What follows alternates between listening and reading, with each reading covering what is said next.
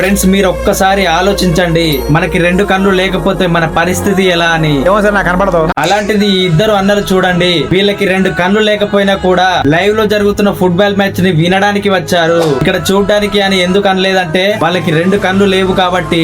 ఇలాంటి వారికి చూడడానికి రాకపోతే ఏంటి ఫ్రెండ్స్, అక్కడ జరిగే ఆటని విన్నా కూడా వాళ్ళకి ఆనందాన్ని కలగజేస్తుంది. పాపం అలాంటిది వీళ్ళిద్దరికి కళ్ళు లేవని వాళ్ళ ఫ్రెండ్ దగ్గరుండి తీసుకొచ్చి వాళ్ళిద్దరికి అక్కడ జరుగుతున్న మ్యాచ్ గురించి క్లియర్ గా వినిపిస్తాడు. అతని ఫ్రెండ్ చెప్పే విధంగా వాళ్ళు వింటూ ఆ మ్యాచ్ ని ఎంజాయ్ చేస్తారు. రియల్లీ వీళ్ళ ఫ్రెండ్ చాలా గ్రేట్ కదా. మనకి ఉపయోగపడని ఫ్రెండ్స్ 100 మంది ఉన్నా వేస్టే, కానీ ఇలా మనల్ని అర్థం చేసుకుని తన కళ్ళతో మనకి లోకాన్ని చూపెట్టే ఒక్క ఫ్రెండ్ ఉన్నా చాలు ఫ్రెండ్స్. మీకు ఇలాంటి ఫ్రెండ్ ఒక్కడైనా ఉంటే అతను మీకు ఎప్పుడైనా ఒక్కసారైనా ఏ విధంగా సహాయం చేశాడా? చేసుంటే తప్పకుండా కామెంట్ బాక్స్ లో తెలియజేసి అతని పేరు కూడా కామెంట్ బాక్స్ లో తెలియజేయండి.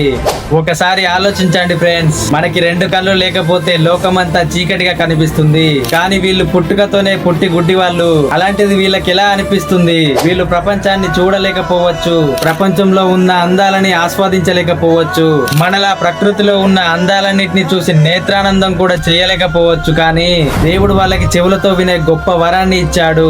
ఆ వినికిడి శక్తితోనే ఇలాంటి గుడ్డి వాళ్ళు ఈ ప్రపంచంలో ఉన్న అందాలని ఎంతో సంతోషంగా ఆస్వాదించగలరు. ఫ్రెండ్స్, ఇలాంటి వాళ్ళని గౌరవిద్దాం.